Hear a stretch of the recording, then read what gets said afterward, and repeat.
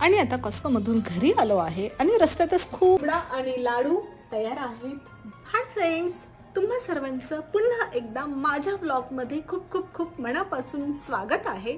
So आजचा vlog मी finally start केलाय. आजचा व्लॉग आय नो खूप लेट होतं व्लॉग यायला, तर मी प्रयत्न करत असते की छानशी एखादी रेसिपी असली, आम्ही कुठे बाहेर फिरायला गेलो, हे मी प्रयत्न करत असते की व्लॉग बनवायचा, सो जेणेकरून तुम्हाला जास्त वाट बघावी नाही लागणार.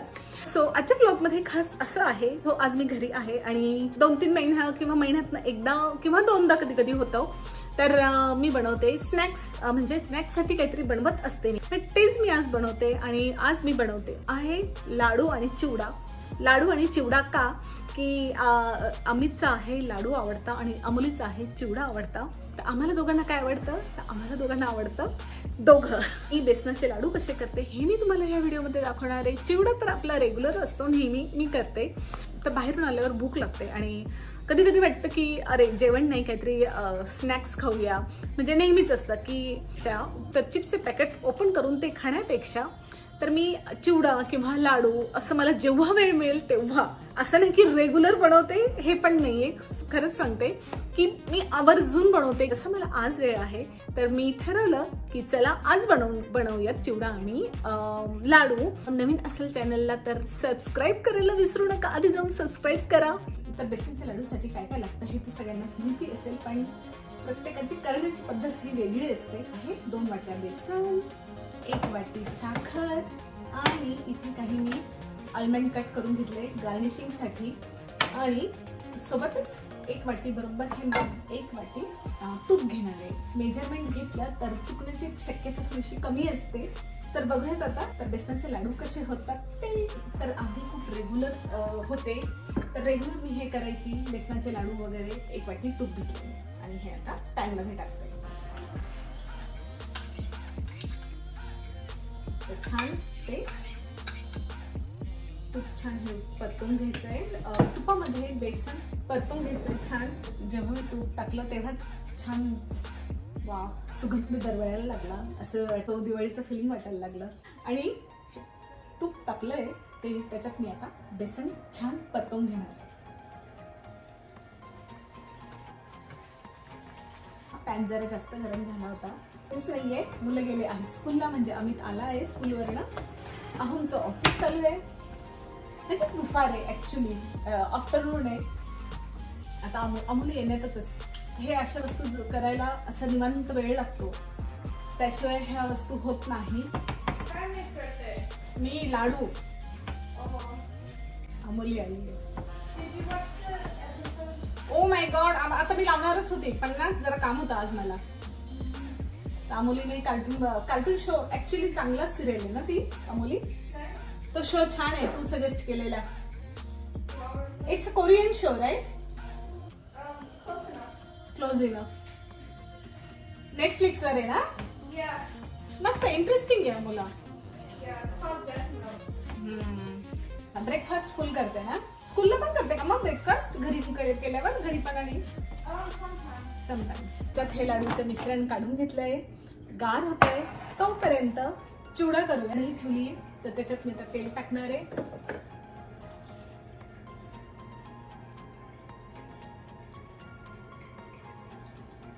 मिरची तर मी ती कट करून घेते कात्रीने. बरं पडतं, हे सोपं पडतं ना, हात पण आपले तिखट होत नाही आणि इझी. तर ही किचनचीच कात्री, किचन मध्ये मी ठेवते. काही पॅकेट ओपन करायचं असेल, असं मिरची किंवा कोथिंबीर वरून टाकायची असेल, वॉश करून आपण कापून टाकू शकतो. तर इझी वे, थोडं इझी वेने कामं केले तर बरं पडतं आपल्यासाठी पण. नाही तर मग हात धुवायचं कधी कधी विसरून जातो, मग तो डोळ्याला हात लागला जातो. सो ते सगळं अवॉइड करण्यासाठी हे अशा काही टिप्स कामात येतात. तेल टाकलं आहे आणि पहिले मी इथे टाकणार आहे शेंगदाणे. आता मी असंच टाकते.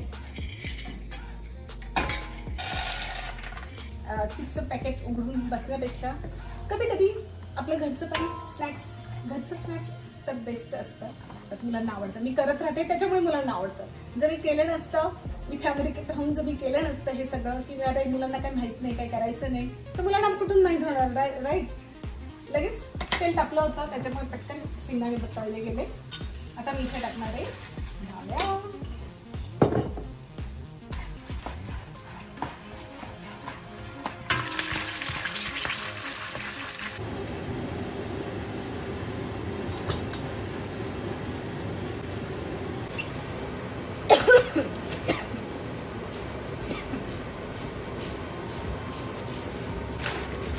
तर आता मी लाडू करायला घेतले आहेत आणि हा बनवते आहे पहिला लाडू.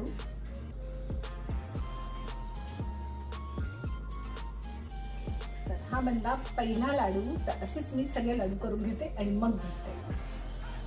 हा पहिला लाडू आणि आता असेच सगळे पटकन करून घेते आणि मग बोलते तुमच्याशी. हे आहेत लाडू, हे बघा चिवडा आणि लाडू तयार आहेत. वाव, तुम्ही असे म्हणजे दिसायलाच इतके भारी दिसताय, एकदम यम्मी असे लाडू झालेले. भूक लागून गेली होती, पण म्हटलं आता ऑलरेडी आम्ही कॉस्कोमधून परचेस केला होता पिझ्झा बेस, आणि ह्या पिझ्झा बेस अमितला खूप हौस होती की आपण स्वतः बनवूयात पिझ्झा आज त्याच्या हाताने, आणि तो बघा कसा बनवतो आहे ते, आणि मी त्याला जस्ट प्रिपरेशन करून देते आहे. तर याच्याबरोबर बघा ह्याला ह्या आता कॉस्को म्हणजे होलसेल, म्हणजे कोणतंही तुम्ही वस्तू घ्यायला जाल ती अमाप प्रमाणात येते.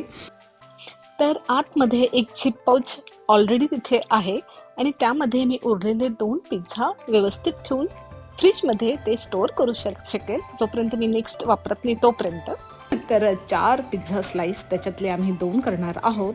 आय डोंट नो एवढं संपतं की नाही, बट चला म्हटलं अमितचा उत्साह बघून मला पण म्हटलं चला आपण त्याला थोडी हेल्प करावी. आणि याच्यात आहे 4 पिझ्झा स्लाइस आणि 4 पिझ्झा सॉस, म्हणजे आपण त्याला आता बेसवर पिझ्झा सॉस लावून आता बघा. आणि अमित पुढे काय करतो हेल्प मला, ते पण खूप एक्साइटिंग आहे.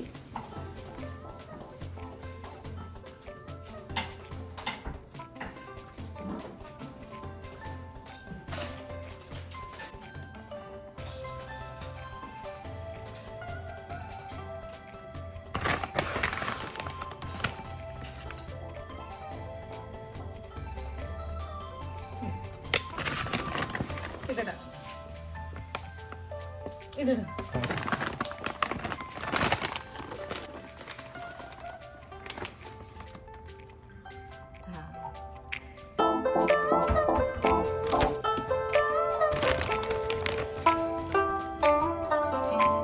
त्याच्यावर पण काम करा दोघांचे सेम असं ते पाकळी पाकळी करून टाक, मस्त ओनियन दिसला पाहिजे छान. बेल पेपर ग्रीन आहे, येल्लो आहे आणि red.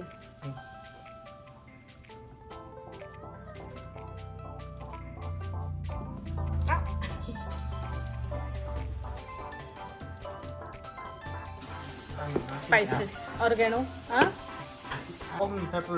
I mean, the pepper goes after, I think. After का? Oregano? No? Okay. बघ आपण टाकत नाही, मी आज पहिल्यांदा ऑर्गॅनो वापरते. I What you haven't say? heard of it. नको टाकू ना. मला वाटलं थोडंसं स्पायसेस ऍड करण्यास. ओके, तिकडे पण टाक. हा करू हेल्प का नको? Almost done. ऑलमोस्ट डन ना.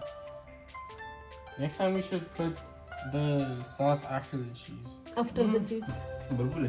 नाही असंच Pizza टाकतात barca, ना. no? In Chicago style pizza, they do it. मग सांगायचं ना तू आधी. चहाची वेळ झाली होती आणि खूप दिवसापासून माझ्या मनात होतं की चहा बरोबर जर घरची खारी खायला मिळाली तर किती मस्त. तर इंडियन ग्रोसरी मधून ह्या पफ पेस्ट्री मी आणल्या होता आणि याच्यापासून मी आता खारी बनवणार आहे, होममेड खारी. तर बघूयात कशी बनते ते. मी पण फर्स्ट टाइम बनवते, ते पण एअर फ्रायर मध्ये. आणि मी व्हिडिओ बघितले होते याचे की खूप छान बनते असं. तर चला बघूया, ट्राय करूया मग. तर मी इथे छान आधी स्लाइस करून घेतलेत आणि म्हणजे खारीच्या आकाराचे. आणि मग इथे आता मी बटर लावते आहे. तर वरच्याच याला मी लावणार आहे बटर. आणि एअर फ्रायर आधी मी प्रीहीट केला होता, म्हणजे लावून दिला आहे. आणि इथे मी जिरा खरी करूयात आपण. तर जिरा मी टाकते, छान स्प्रिंकल करायचे, सगळीकडे एकसारखे पसरले पाहिजे.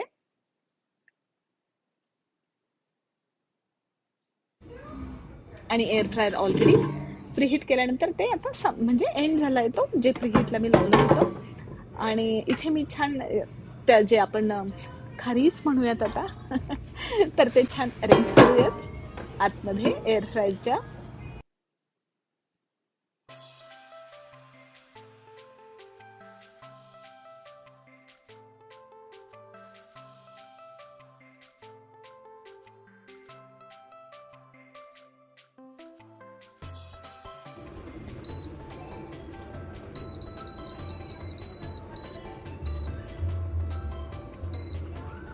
तर आता इथे मी टेम्परेचर सेट केलं आहे आणि स्टार्ट मी केलं आहे.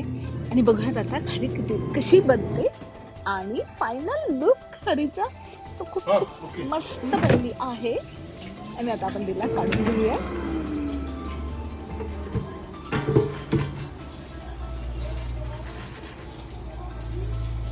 तर हे बघा, कुरकुरीत अशी खारी, होममेड खारी तयार.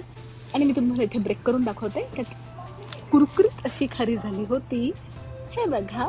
आणि ना तिची चव पण इतकी अशी फ्रेश लागत होती, म्हणजे आता घरीच बनवली